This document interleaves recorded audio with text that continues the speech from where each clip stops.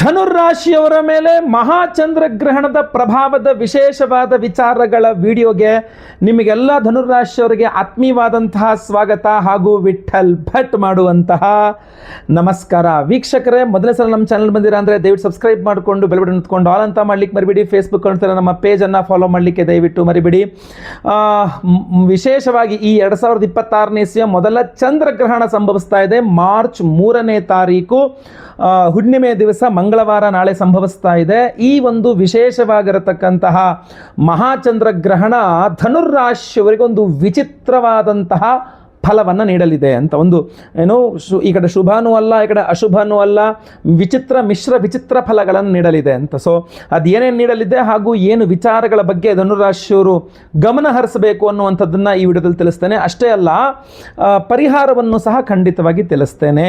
So ದಯವಿಟ್ಟು ಪ್ರತಿಯೊಬ್ಬ ಧನುರಾಶಿಯವರಿಗೆ ಇದು important video. WhatsApp, Facebook, messenger, Telegram, Instagram ಎಲ್ಲ ಕಡೆ ಸಾಮಾಜಿಕ ಜಾಲತಾಣಗಳಲ್ಲಿ ಈ ವಿಡಿಯೋನ ಶೇರ್ ಮಾಡಲಿಕ್ಕೆ ಮರಿಬೇಡಿ. ನೀವಿನ್ನು ಸಬ್ಸ್ಕ್ರೈಬ್ ಮಾಡ್ಕೊಳ್ಳಿ ನಮ್ಮ ಚಾನಲ್ ಅಂದರೆ ದಯವಿಟ್ಟು ಕೆಳಗಡೆ ಸಬ್ಸ್ಕ್ರೈಬ್ ಅಂತ ಬರುತ್ತೆ. ಸಬ್ಸ್ಕ್ರೈಬ್ ಮಾಡಿಕೊಂಡು ಬೆಲ್ ಬಟನ್ ಒತ್ಕೊಂಡು ಆಲ್ ಅಂತ ಮಾಡಲಿಕ್ಕೆ ಮರಿಬೇಡಿ. ಫೇಸ್ಬುಕ್ ನೋಡ್ತಾರೆ ನಮ್ಮ ಪೇಜನ್ನು ಫಾಲೋ ಮಾಡಲಿಕ್ಕೆ ದಯವಿಟ್ಟು ಮರಿಬೇಡಿ. ವಿಶೇಷವಾದ ಪ್ರಶ್ನೆಗಳಿದ್ರೆ ಕಮೆಂಟ್ ಸೆಕ್ಷನ್ ಇದೆ, ದಯವಿಟ್ಟು ಕಮೆಂಟ್ ಮಾಡಿ. ನೋಡಿ, ಬಹುಮುಖ್ಯವಾಗಿ ಮಹಾಚಂದ್ರಗ್ರಹಣ ನಿಮ್ಮ ರಾಶಿಯಿಂದ 9ನೇ ಮನೆಯಲ್ಲಾಗ್ತಾ ಇದೆ. ನಿಮ್ಮ ರಾಶಿಯಿಂದ 9ನೇ ಮನೆಯಲ್ಲಿ ಗ್ರಹಣ ಆದಾಗ ನಿಮಗೆ ಅದು ಮಿಶ್ರ ಫಲ, ವಿಚಿತ್ರ ಫಲ ಅಂತ ಇರುತ್ತೆ. ಒಂದಿಷ್ಟು ಶುಭನೂ ಆಗ್ಬೋದು, ಒಂದಿಷ್ಟು ಅಶುಭನೂ ಆಗ್ಬೋದು. ಒಳ್ಳೇದಾಗುತ್ತೆ ಅನ್ಕೊಂಡ್ರೆ ಎಡವಟ್ಟಾಗ್ಬಿಡುತ್ತೋ ಅಂತ ಅನ್ಕೊಂಡಾಗ ಒಳ್ಳೇದಾಗ್ಬಿಡ್ಬೋದು. ಹೇಳೋಕ್ಕಾಗಲ್ಲ, ಅದು ಮಿಶ್ರ ಫಲ, ಅದು ಸೊ ವಿಚಿತ್ರ ಫಲ. ಅದು ಇಲ್ಲಿ ಗಮನಿಸಬೇಕಾಗಿದ್ದು, ಅಷ್ಟಮಾಧಿಪತಿ ನಿಮಗೆ ಕೇತುಗ್ರಸ್ತನಾಗ್ತಾ ಇದ್ದಾನೆ ಭಾಗ್ಯದಲ್ಲಿ ಅಂತ. ಸೊ ಈ ಧನುರಾಶಿಯವರಿಗೆ ಈ ಒಂದು ಚಂದ್ರಗ್ರಹಣ ಬಹುಮುಖ್ಯವಾಗಿ ಇದು ಪೆಟ್ಟುಕೊಡ್ತಕ್ಕಂಥದ್ದು, ಪ್ರಭಾವ ಬೀರ್ತಕ್ಕಂಥದ್ದು ನಿಮ್ಮ ಆರೋಗ್ಯದ ಮೇಲಾಗಿರ್ತದೆ. ಸೊ ಆದ್ದರಿಂದ ಈ ಒಂದು ಗ್ರಹಣ ಧನುರಾಶಿಯವರ ಆರೋಗ್ಯದ ಮೇಲೆ ಮೊಟ್ಟ ಮೊದಲನೇದಾಗಿ ಪ್ರಭಾವ ಬೀರ್ತದೆ. ಅದು ಶುಭ ಪ್ರಭಾವ, ಅಶುಭ ಪ್ರಭಾವ, ಮಿಶ್ರ ಹೇಳೋಕ್ಕಾಗಲ್ಲ ಆಯ್ತಲ್ವ. ಮಿಶ್ರ ಫಲ ಇರೋದ್ರಿಂದ ಆರೋಗ್ಯ ಬಾಧೆನೂ ಆಗ್ಬೋದು ಅಥವಾ ಸಣ್ಣಗೆ ಆರೋಗ್ಯ ಸರಿನೂ ಹೋಗ್ಬೋದು. ಪರಿಹಾರ ಮಾಡ್ಕೊಳ್ತಕ್ಕಂಥದ್ದು ಮುಖ್ಯವಾಗಿರುತ್ತೆ. ಸೊ ಅದರಿಂದ ಯಾವ್ಯಾವ ಧನುರಾಶಿಯರಿದ್ದೀರಿ ನಿಮ್ಮ ಆರೋಗ್ಯದ ಬಗ್ಗೆ ತೀರಾ ಹೆಚ್ಚಿನ ಕಾಳಜಿಯನ್ನು ವಹಿಸಬೇಕು. ಇಲ್ಲಾಂದ್ರೆ ಅಲ್ಲಿ ತಿಂದ್ಬಿಡೋದು, ಏನು ಸಿಕ್ಕದನ್ನು ಕುಡಿತಕ್ಕಂಥದ್ದು, ಇಂಥದ್ದೆಲ್ಲ ದಯವಿಟ್ಟು ಯಾರು ಏನು ಮಾಡೋಕ್ಕೆ ಹೋಗಬೇಡಿ. ಅಷ್ಟೇ ಅಲ್ಲ, ಬಹುಮುಖ್ಯವಾಗಿ ನಿಮ್ಮ ಪ್ರಯಾಣದ ವಿಚಾರದಲ್ಲಿ ಬಹಳ ಕೇರ್ಫುಲ್ ಆಗಿರಬೇಕು. ವಾಹನ ಚಾಲನೆ ಮಾಡಬೇಕಾದ್ರೆ ಈ ಗ್ರಹಣ ಮುಗಿದ ಮೇಲೆ ಒಂದು ತಿಂಗಳವರೆಗೂ ಅಥವಾ 48 ದಿವಸದವರೆಗೂ ಪ್ರಯಾಣ ಮಾಡಬೇಕಾದ್ರೆ ನೀವೇ ವಾಹನ ಚಾಲನೆ ಮಾಡ್ತೀರಾ ಅಂತ ಆದರೆ ಅದು 2 ವೀಲರ್ 4 ವೀಲರ್ ಯಾವ್ದು ಬೇಕಾಗಿರ್ಬೋದು, ಬಹಳ ಕಾಳಜಿ ಇರಬೇಕು ಡ್ರೈವಿಂಗ್ ಮಾಡ್ಬೇಕಾದ್ರೆ. ಮೊನ್ನೆ ಗ್ರಹಣ ಆಯ್ತಪ್ಪ, ನಂಗೆ ಇಷ್ಟು ಸರಿ ಇಲ್ಲ, ನಾನು ಹುಷಾರಾಗಿ ಡ್ರೈವ್ ಮಾಡಬೇಕು ಅಂತ ಹೇಳಿ ಆಯ್ತಲ್ವಾ. ಇನ್ನು ಬಹುಮುಖ್ಯವಾಗಿ ಧನುರಾಶಿಯ ವಿವಾಹಿತ ಸ್ತ್ರೀಯರು, ನಿಮ್ಮ ಆರೋಗ್ಯ ಅಷ್ಟೇ ಅಲ್ಲ, ನಿಮ್ಮ ಯಜಮಾನರ ಆರೋಗ್ಯದ ಬಗ್ಗೆಯೂ ಸಹ ಕಾಳಜಿ ವಹಿಸಬೇಕಾಗತ್ತೆ. ಮಾಂಗಲ್ಯ ಸ್ಥಾನಾಧಿಪತಿಗೆ ಭಾಗ್ಯದಲ್ಲಿ ಗ್ರಸ್ತನಾಗ್ತಾ ಇದ್ದಾನೆ. ಆದ್ದರಿಂದ ಸೊ ದಯವಿಟ್ಟು ವಿವಾಹಿತ ಸ್ತ್ರೀಯರು ಯಜಮಾನರ ಆರೋಗ್ಯದ ಬಗ್ಗೆಯೂ ಕಾಳಜಿ ವಹಿಸಿ. ಇನ್ನು 3ನೇದಾಗಿ ಪಿತ್ರಾರ್ಜಿತ ಆಸ್ತಿ ವ್ಯವಹಾರಗಳ ವಿಚಾರದಲ್ಲಿ ಸೊ ಧನುರಾಶಿಯವರಿಗೆ ಅವರ ಪಿತ್ರಾರ್ಜಿತ ಆಸ್ತಿ ವ್ಯವಹಾರಗಳೇನೇನಿದೆ ಈ ಚಂದ್ರಗ್ರಹಣದಿಂದ ಬಹಳಷ್ಟು ವ್ಯತ್ಯಾಸಗಳಾಗುವ ಸಾಧ್ಯತೆ ಇದೆ. ಸೊ ಅದರಿಂದ ತೀರಾ ಜಗಳ ಮಾಡ್ಕೊಳ್ತಕ್ಕಂಥದ್ದು, ಕೆಟ್ಟವರಾಗ್ತಕ್ಕಂಥದ್ದು, ಇಷ್ಟು ದಿನ ಏನು ಕೇಳಿದ್ರವರು ಇವಾಗ ಮಾತ್ರ ಏನೋ ಕೇಳಿ ಕೆಟ್ಟವರಾದ್ರು ಅನ್ನೋ ಥರ ಆ ಥರ ಎಲ್ಲ ಮಾಡ್ಕೊಳ್ಬೇಡಿ. ಏನೇ ಇದ್ರೂ ಕೂತ್ಕೊಂಡು ಆರಾಮಾಗಿ ಮಾತಾಡಿ ಪರಿಹಾರ ಮಾಡ್ಕೊಳ್ಳುವ ಪ್ರಯತ್ನವನ್ನು ಮಾಡಿ, ಇಲ್ಲಾಂದ್ರೆ ಸ್ವಲ್ಪ ಎಡವಟ್ಟಾಗಬಹುದು.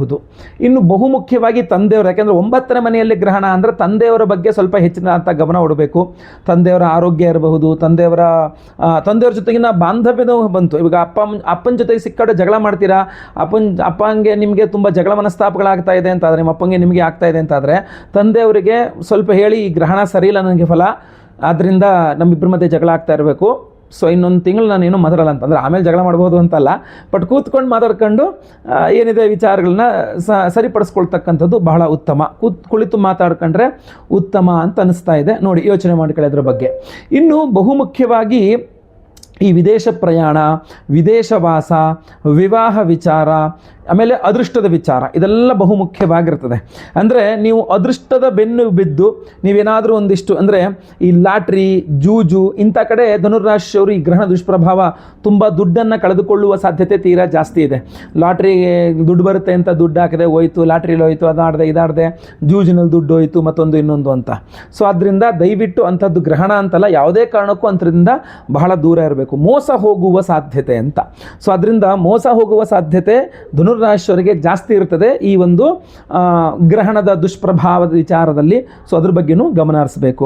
ಮೋಸ ಅಂದ ತಕ್ಷಣ ನನಗೆ ಇನ್ನೊಂದು ವಿಚಾರ ನೆನಪಾಯಿತು. ದಯವಿಟ್ಟು ಯಾರು ಕೂಡ ಕಮೆಂಟ್ ಮಾಡಬೇಕಾದ್ರೆ ನಿಮ್ಮ ವೈಯಕ್ತಿಕ ನಂಬರ್ನ ಇಲ್ಲಿ ಕಮೆಂಟ್ ಸೆಕ್ಷನಲ್ಲಿ ಹಾಕಬೇಡಿ. ನಾವು ಯಾವುದೇ ನಂಬರ್ಗೂ ನಮ್ಮ ಕಡೆಯಿಂದ ಕಾಲ್ ಬರಲ್ಲ, ನಾನಂತೂ ಯಾರಿಗೂ ಕಾಲ್ ಮಾಡಲ್ಲ. ಸೊ ನೀವು ದಯವಿಟ್ಟು ನಿಮ್ಮ ವೈಯಕ್ತಿಕ ನಂಬರ್ಗಳು ಹಾಕೋದು, ನಾನು ಕಾಲ್ ಮಾಡ್ತೀನಿ ಅಂದ್ಕೊಂಡು ಯಾರೋ ಫೇಕ್ ಅವರು ನಿಮ್ಮ ಕಾಲ್ಸ್ನ ನಿಮ್ಗೆ ನಂಬರ್ಗೆ ಕಾಲ್ ಹಾಕೋದು, ನಾನೇ ಬಿಟ್ಟಲ್ಬಿಟ್ರು ನಂಗೆ ದುಡ್ಡು ಕೊಡಿ ನಾನೆಲ್ಲ ಮಾಡ್ತೀನಿ ಅನ್ನೋ ಥರ ನಿಮಗೆ ಫೇಕ್ ಆಗಿ ಒಂದಿಷ್ಟು ಸುಳ್ಳು ಹೇಳಿ ನಿಮ್ಮ ಹತ್ರ ದುಡ್ಡು ತೊಗೊಳ್ಳೋವಂಥದ್ದು. ಆಮೇಲೆ ನೀವು ನನ್ನ ಹತ್ರ ಕಮೆಂಟ್ ಸೆಕ್ಷನಲ್ಲಿ ಅಲ್ಲಿ ಇಲ್ಲಿ ನಾನು ದುಡ್ಡು ಕೊಟ್ಟೆ ಕಳ್ಕೊಂಡೆ ಅಂತ ಬೈತಕ್ಕಂಥದ್ದು. ದಯವಿಟ್ಟು ಇದಾಗಬಾರ್ದು. ನಮ್ಮಲ್ಲಿ ಏನೇ ಇದ್ದರೂ ಕೂಡ ನಾವು ಕರೆ ಮಾಡೋದಿಲ್ಲ ಯಾರಿಗೂ ಸಹ. ನೀವು ಕರೆ ಮಾಡಿದರೆ ರಿಪ್ಲೈ ಇರ್ತದೆ, ನೀವು ವಾಟ್ಸಪ್ ಮಾಡಿದ್ರೆ ರಿಪ್ಲೈ ಇರ್ತದೆ ಅಷ್ಟೇ ವಿನಃ ನಾವು ಯಾರಿಗೂ ಸಹ ಡೈರೆಕ್ಟಾಗಿ ಕರೆಯನ್ನು ಮಾಡೋದಿಲ್ಲ, ಅಥವಾ ಫೋನನ್ನು ಅಥವಾ ವಾಟ್ಸಪ್ಪನ್ನು ಕೂಡ ಮಾಡಲ್ಲ ದುಡ್ಡು ಹಾಕಿ ಅಂಥೇಳಿ. ನೀವೇನಾದರೂ ನಮ್ಮ ಪೂಜೆಗಾಗಿರ್ಬೋದು ಅಥವಾ ನನ್ನ ಹತ್ರ ಕನ್ಸಲ್ಟೇಷನ್, ನನ್ನ ನೇರ ಭೇಟಿನೋ ಫೋನ್ ಕನ್ಸಲ್ಟೇಷನ್ಗೋ ಬೇಕು ಅಂಥೇಳಿ ವಾಟ್ಸಪ್ ಮಾಡಿದ್ರೆ ಮಾತ್ರ ರಿಪ್ಲೈ ಇರ್ತದೆ ವಿನಃ ಮತ್ತೆ ಯಾವುದೂ ಇರೋದಿಲ್ಲ. ಆದ್ದರಿಂದ ದಯವಿಟ್ಟು ಹೇಳ್ತೇನೆ, ಇದು ತುಂಬ ಈಸಿ ಕೆಲಸ. ಏನೋ ಗೊತ್ತಾ, ಕಮೆಂಟ್ ಸೆಕ್ಷನಲ್ಲಿ ನಿಮ್ಮ ಫೋನ್ ನಂಬರ್ ಹಾಕದೆ ಹೋದ್ರೆ ಆಯಿತು. ನಿಮಗೆ ನನ್ನನ್ನು ಕಾಂಟ್ಯಾಕ್ಟ್ ಮಾಡಬೇಕು, ಗುರುಜಿಯನ್ನು ಭೇಟಿ ಮಾಡಬೇಕು, ಸಂಕಲ್ಪ ಸೇವೆಗೆ ಹೆಸರು ಕೊಡಬೇಕು, ಸ್ಕ್ರೀನ್ ಮೇಲೆ ನಂಬರ್ ಇದೆ.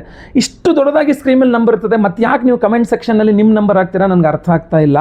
ಸೊ ದಯವಿಟ್ಟು ಅದನ್ನು ವಿಚಾರವಾಗಿ ಭಾಳಷ್ಟು ಹಿಂದಿನ ವಿಡಿಯೋಗಳಲ್ಲೂ ಹೇಳಿದ್ದೀನಿ, ಕಮೆಂಟ್ ಮಾಡಬೇಡಿ, ನಿಮ್ಮ ವೈಯಕ್ತಿಕ ನಂಬರ್ನ ಕಮೆಂಟ್ ಮಾಡಬೇಡಿ ಅಂಥೇಳಿ. ಆದರೂ ಸಹ ಕಮೆಂಟ್ ಮಾಡಿ ಮತ್ತೆ ಯಾರ್ಯಾರೋ ಒಬ್ಬರ ಹತ್ರ ಮೋಸ ಹೋಗಿ ಮತ್ತೆ ಪುನಃ ನನ್ನ ಹತ್ರ ಜಗಳ ಮನಸ್ತಾಪಗಳು ಮಾಡಿ. ಸೊ ಅದರಿಂದ ಅವ್ಯವಸ್ಥೆ ಆಗ್ತದೆ ಅಂಥೇಳಿ. ಇರಲಿ, ವಿಚಾರ ಇತ್ತು ಅಂತ ಹೇಳಿದೆ ನಿಮಗೆ. ಬಹುಮುಖ್ಯವಾಗಿ ಮಹಾಚಂದ್ರಗ್ರಹಣದ ಪ್ರಭಾವಗಳಲ್ಲಿ ಇದು ಎಂದು ಮೋಸ ಹೋಗ್ತಕ್ಕಂಥದ್ದು ಇರತಕ್ಕಂಥದ್ದು ಒಂದು, ಅದು ಬಹಳ ಇಂಪಾರ್ಟೆಂಟ್ ಆಗಿರತಕ್ಕಂಥ ವಿಚಾರ. ಇನ್ನು ಮನಸ್ಸಿಗೆ ಬಹಳ ದುಃಖ ಉಂಟಾಗ್ತದೆ, ಖೇದ ಉಂಟಾಗ್ತದೆ. ಏನೋ ಆಗೋಗಿದೆ ಅನ್ನುವ ರೀತಿಯಲ್ಲಿ, ಅಂದರೆ ಏನೋ ಆಗ್ಬಿಡುತ್ತೆ ನನಗೆ, ಅಥವಾ ನನಗೇನೋ ಆಗೋಗಿದೆ ಆರೋಗ್ಯ ಬಾಧೆ, ಈ ಥರ ಒಂದು ಭ್ರಮೆಯಲ್ಲಿ ಕೂಡ ನೀವು ಜೀವನ ಮಾಡುವ ಸಾಧ್ಯತೆ ಇರ್ತದೆ. ನನಗೇನೋ ಆಗೋಗಿರಬೇಕು ಅಂತೇಳಿ. ಆಮೇಲೆ ನೋಡ್ರಲ್ಲಿ ಏನೂ ಆಗಿರುತ್ತೆ, ನಿಮ್ಮ ಆರೋಗ್ಯ ಫಸ್ಟ್ ಕ್ಲಾಸ್ ಆಗಿರುತ್ತೆ, ಬಟ್ ನಿಮಗೆ ಒಂಥರ ಅನಿಸುವಂಥದ್ದು. ಬಟ್ ನಿಮ್ಗೆ ಏನೇ ಆರೋಗ್ಯ ಬಾಧೆ ಅಂತ ಅನಿಸಿದ್ರು ಕೂಡ ಡಾಕ್ಟರ್ನ ಭೇಟಿ ಮಾಡಿ ಔಷಧೋಪಚಾರಗಳನ್ನ ತಗೊಳ್ಳಿ, ಎಲ್ಲದೂ ಕರೆಕ್ಟಾಗಿ ಮಾಡಿ. ಆದರೆ ನಿಮ್ಮ ಮನಸ್ಸಿಗೆ ತುಂಬ ಜಾರಿ ಹಚ್ಕೊಳ್ಳೋಕೆ ಹೋಗ್ಬೇಡಿ, ಅದನ್ನು ತುಂಬ ಚಿಂತೆ ಮಾಡ್ಲಿಕ್ಕೆ ಹೋಗಬೇಡಿ. ಗ್ರಹಣದ ದುಷ್ಪ್ರಭಾವ ತುಂಬ ಚಿಂತೆ ಮಾಡಿಸುತ್ತೆ ನಮಗೇನೂ ಆಗೋಗಿದೆ ಆರೋಗ್ಯ ಬಾಧೆ ಅಂತ. ಆ ಥರ ನಿಮ್ಗೇನೂ ಆಗಲ್ಲ, ಖಂಡಿತವಾಗಿ ಒಳ್ಳೆದಿರ್ತಾರೆ. ಒಳ್ಳೆ ಡಾಕ್ಟ್ರನ್ನ ತಗೊಂಡು ಔಷಧೋಪಚಾರಗಳು ಮಾಡ್ಕೊಂಡ್ರೆ ಎಲ್ಲ ಸರಿ ಹೋಗುತ್ತೆ. ಇಲ್ಲಿ ಗಮನಿಸಬೇಕಾಗಿರ್ತಕ್ಕಂಥ ವಿಚಾರ, ನಿಮ್ಮೆಲ್ಲರ ಅಂದರೆ ಧನುರಾಶಿಯವರ ಎಲ್ಲ ಸಮಸ್ಯೆಗಳಿಗೆ, ಅದು ವಿಶೇಷವಾಗಿ ಗ್ರಹಣ ದೋಷ ಪರಿಹಾರ, ಸಾಲ ಬಾಧೆಗಳ ಪರಿಹಾರ, ಆಮೇಲೆ ಆರ್ಥಿಕ ಬಾಧೆಗಳ ಪರಿಹಾರ, ಸರ್ಪದೋಷ ಪರಿಹಾರಕ್ಕೋಸ್ಕರ ನಾವು ವಿಶೇಷವಾದಂತಹ ದೇವತಾರಾಧನೆ ಮಾಡ್ತಾ ಇದ್ದೇವೆ ಧನುರಾಶಿಯವರಿಗೋಸ್ಕರ. ಆ ವಿಶೇಷ ಪರಿಹಾರದ ಬಗ್ಗೆಯೂ ಸಹ ನೀವು ತಿಳ್ಕೊಳ್ಬೇಕು. ಚಂದ್ರಗ್ರಹಣದ ಸಂಪೂರ್ಣ ಶುಭ ಫಲವೇ ನಿಮಗೆ ಸಿಗಬೇಕು, ಯಾವುದೇ ಅಶುಭ ಫಲ ನಿಮಗೆ ತಾಗಬಾರದು ಅನ್ನುವ ದೃಷ್ಟಿಯಿಂದ ನಮ್ಮ ಯಾಗಶಾಲೆಯಲ್ಲಿ ನಾವು ಮಹಾಚಂದ್ರಗ್ರಹಣದ ದಿವಸ, ಚಂದ್ರಗ್ರಹಣ ಸಂಧ್ಯಾಕಾಲ ಇರೋದ್ರಿಂದ 6:30 ಮೇಲೆ ನಾವು ಮಹಾಚಂದ್ರಗ್ರಹಣ ಶಾಂತಿ ಹೋಮವನ್ನೇ ಮಾಡ್ತಾ ಇದ್ದೇವೆ ನಮ್ಮ ಯಾಗಶಾಲೆಯಲ್ಲಿ. ಆ ಮಹಾಚಂದ್ರಗ್ರಹಣ ಶಾಂತಿ ಹೋಮ ಅಷ್ಟೇ ಅಲ್ಲ, ಯಾಕೆಂದರೆ ಗ್ರಹಣ ಬಹಳ ಪರ್ವಕಾಲ, ಪರ್ವದಿನ, ಆದ್ದರಿಂದ ಅದ್ಭುತವಾದಂತಹದ್ದನ್ನೇ ಮಾಡಬೇಕು. ನಿಮ್ಮ ಆರ್ಥಿಕ ಬಾಧೆಗಳು, ಹಣಕಾಸಿನ ಸಮಸ್ಯೆಗಳು, ಸಾಲ ಬಾಧೆಗಳು, ಮನೆಯಲ್ಲಿ ಅಷ್ಟೈಶ್ವರ್ಯಗಳ ಅಭಿವೃದ್ಧಿಯಾಗಬೇಕು, ಆ ಸಾಲ ಸಮಸ್ಯೆಗಳು ಪರಿಹಾರವಾಗಬೇಕು, ದುಡ್ಡಿನ ಸಮಸ್ಯೆ ಪರಿಹಾರವಾಗಬೇಕು ಅನ್ನುವ ದೃಷ್ಟಿಕೋನದಿಂದ ವ್ಯಾಪಾರ ಅಭಿವೃದ್ಧಿಯಾಗಬೇಕು, ನಿಮಗೆ ದುಡ್ಡು ವಿಚಾರದಲ್ಲಿ ಅನುಕೂಲವಾಗಬೇಕು ಅನ್ನುವುದನ್ನೇ ದೃಷ್ಟಿಯಲ್ಲಿಟ್ಟುಕೊಂಡು ಮಹಾ ಕುಬೇರ ಲಕ್ಷ್ಮೀ ಹೋಮವನ್ನು ಮಾಡ್ತಾ ಇದ್ದೇವೆ. ನೋಡಿ, ಚಂದ್ರಗ್ರಹಣದ ದಿವಸ, ಚಂದ್ರಗ್ರಹಣದ ಸಂಧ್ಯಾಕಾಲದಲ್ಲಿಗೆ ಕುಬೇರ ಲಕ್ಷ್ಮೀ ಹೋಮವನ್ನು ಮಾಡ್ತಕ್ಕಂಥದ್ದು ಅದ್ಭುತವಾದಂತಹ ಶಕ್ತಿ, ಅದು ಅದ್ಭುತವಾದ ಪರಿಹಾರ. ಅದು ಅಷ್ಟೇ ಅಲ್ಲ, ಇನ್ನೂ ಸಹ ಇದೆ.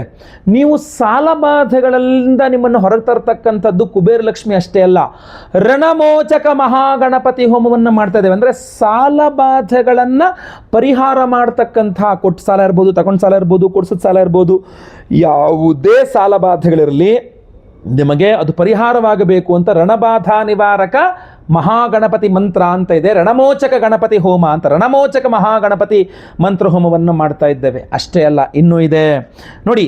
ಸಂತಾನ ಇಲ್ಲದವರಿಗೆ ಸಂತಾನ ಆಗಬೇಕು, ಸಂತಾನ ಇರೋವರಿಗೆ ಸಂತಾನದ ವಿಚಾರದಲ್ಲಿ, ಮಕ್ಕಳ ವಿಚಾರದಲ್ಲಿ ಅನುಕೂಲ, ಸಂತೃಪ್ತಿ, ಸುಖ ಸಿಗಬೇಕು ಅನ್ನುವ ಕಾರಣಕ್ಕೆ ಸಂತಾನ ಗೋಪಾಲ ಕೃಷ್ಣ ಹೋಮವನ್ನು ಮಾಡ್ತಾ ಇದ್ದೇವೆ.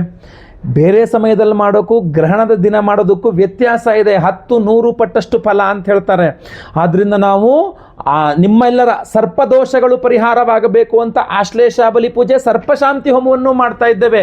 ಅದೇ ಸಂಧ್ಯಾ ಕಾಲದಲ್ಲಿಯೇ ರಾತ್ರಿನೇ ಮಾಡ್ತಾ ಇದ್ದೇವೆ. ಇದನ್ನೆಲ್ಲದೂ ಸಹ ನಿಮ್ಮ ಗುರುದೋಷ ಪರಿಹಾರಕ್ಕೆ ಗುರುಶಾಂತಿ ಹೋಮ, ಗುರುಬಲ ನಿಮಗೆ ಸಿಗಬೇಕು, ಗುರುಬಲ ಕೆಲಸ ಮಾಡಬೇಕು ನಿಮಗೆ ಅಂತ. ಹಾಗೂ ಪಂಚಮ ಶನಿ, ಅಷ್ಟಮ ಶನಿ, ಅರ್ಧಾಷ್ಟಮ ಶನಿ, ಸಾಡೆ ಸಾತಿ, ಶನಿ ಮಹಾದಶ, ಅಂತರ್ದಶ, ಪ್ರಾಣದಶ, ಸೂಕ್ಷ್ಮದಶ, ಎಲ್ಲ ಕಡೆ ಶನಿ ಪೀಡೆಗಳು ಪರಿಹಾರವಾಗಬೇಕು, ಶನೇಶ್ವರ ಗ್ರಹಾನುಗ್ರಹ ಸಿಗಬೇಕು ಅಂತೇಳಿ ಅವತ್ತಿನ ದಿವಸ ಗ್ರಹಣ ದಿವಸ ನಾವು ಮಹಾಶನಿ ಶಾಂತಿ ಹೋಮವನ್ನು ಮಾಡ್ತಾ ಇದ್ದೇವೆ. ನವಗ್ರಹ ಶಾಂತಿ ಹೋಮಗಳನ್ನು ಮಾಡ್ತಾ ಇದ್ದೇವೆ. ಇಷ್ಟೆಲ್ಲವನ್ನು ಮಾಡಿ ವಿಶೇಷವಾಗಿರತಕ್ಕಂಥ ಪ್ರಸಾದ ನಾವು ನಿಮಗೆ ಕೊಡ್ತಾ ಇರತಕ್ಕಂಥದ್ದು ಈ ಧನಾಕರ್ಷಕ ಮಣಿ, ಧನಾಕರ್ಷಕ ಮಣಿ. ಇದು ರಾ ಪೈರೇಟ್ ಅಂತ ಕರೀತಾರೆ. ಇದು ಅತ್ಯದ್ಭುತವಾಗಿರ್ತಕ್ಕಂಥ, ಇದ್ರ ಮೇಲೆ ಯಾವುದೇ ಕೆಲಸಗಳಿಲ್ಲ. ಆ ಭೂಗರ್ಭದಿಂದ ರಾ ಪೈರೇಟ್ ಹೆಂಗೆ ತೆಗಿತಾರೋ ಅದನ್ನು ಅದೇ ರಾ ಪೈರೇಟನ್ನು ನಾವೇನು ಮಾಡ್ತಾ ಇದ್ದೀವಿ, ಈ ಮಹಾಚಂದ್ರಗ್ರಹಣದ ದಿವಸ ಚಂದ್ರಗ್ರಹಣ ಶಾಂತಿ ಹೋಮ, ಕುಬೇರ ಲಕ್ಷ್ಮಿ ಹೋಮ, ರಣಬಾಧಾ ನಿವಾರಕ ಗಣಪತಿ ಹೋಮ, ಆಶ್ಲೇಷಾಬಲಿ ಪೂಜೆ, ಸಂತಾನ ಗೋಪಾಲಕೃಷ್ಣ ಹೋಮ ಇತ್ಯಾದಿ ಎಲ್ಲ ಹೋಮಗಳಲ್ಲಿ ಈ ಒಂದು ವಿಶೇಷವಾದ ಮಣಿಯನ್ನು ಎನರ್ಜೈಸ್ ಮಾಡ್ತಾ ಇದ್ದೇವೆ. ಇದನ್ನು ನಾವು ಎನರ್ಜೈಸ್ ಮಾಡಿ ನಿಮಗೆ ಕೊಡ್ತೇವೆ. ನೋಡಿ, ಚಂದ್ರಗ್ರಹಣದ ದಿವಸ ಎನರ್ಜೈಸ್ಡ್ ಆಗಿರತಕ್ಕಂಥ ಧನಾಕರ್ಷಕ ಮಣಿಯನ್ನು ನಿಮ್ಮ ಮನೆಯ ಲಾಕರ್ನಲ್ಲೋ, ನಿಮ್ಮ ಪರ್ಸ್ನಲ್ಲೋ, ನಿಮ್ಮ ದುಡ್ಡಿನ ಜೊತೆಗೋ, ನಿಮ್ಮ ದೇವರ ಮನೆಯಲ್ಲೋ ಇಟ್ಕೊಂಡ್ರೆ ಆರ್ಥಿಕ ಬಾಧೆ ಬರಲಿಕ್ಕೆ ಸಾಧ್ಯ ಇದೆಯಾ?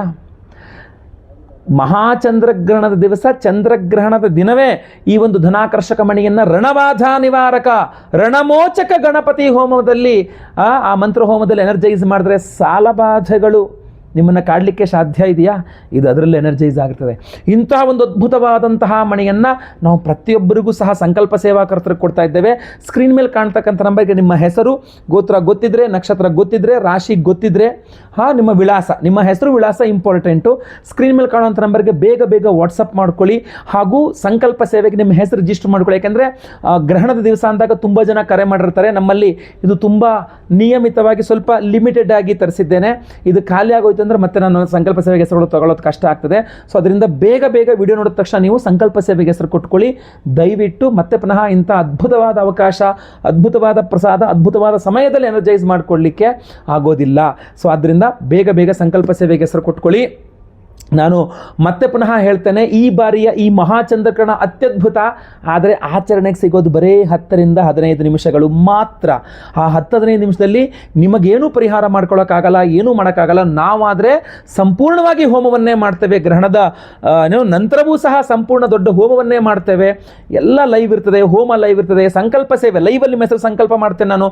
ನಿಮ್ಮ ಹೆಸರು ಸಂಕಲ್ಪ ಆಗೋದು ನೀವು ಮೊಬೈಲಲ್ಲಿ ಲೈವಲ್ಲಿ ಕೇಳಿಸ್ಕೊಳ್ಬಹುದು, ಹೋಮಗಳನ್ನು ಲೈವಲ್ಲಿ ನೋಡಬಹುದು. ಹಾಗೂ ನಾವು ಹೋಮ ಮುಗಿದ ನಂತರ ಮರುದಿನ ಅಥವಾ ಅದರ ಮರುದಿನ, ಯಾಕೆಂದ್ರೆ ಮಂಗಳವಾರ ರಾತ್ರಿ ಸ್ವಲ್ಪ ಲೇಟ್ ಆಗೋಯ್ತು ಅಂದರೆ ಬುಧವಾರ ಬೆಳಗ್ಗೆ ಕಳಿಸ್ಲಿಕ್ಕೆ ಆಗಲ್ಲ ಪ್ರಸಾದ.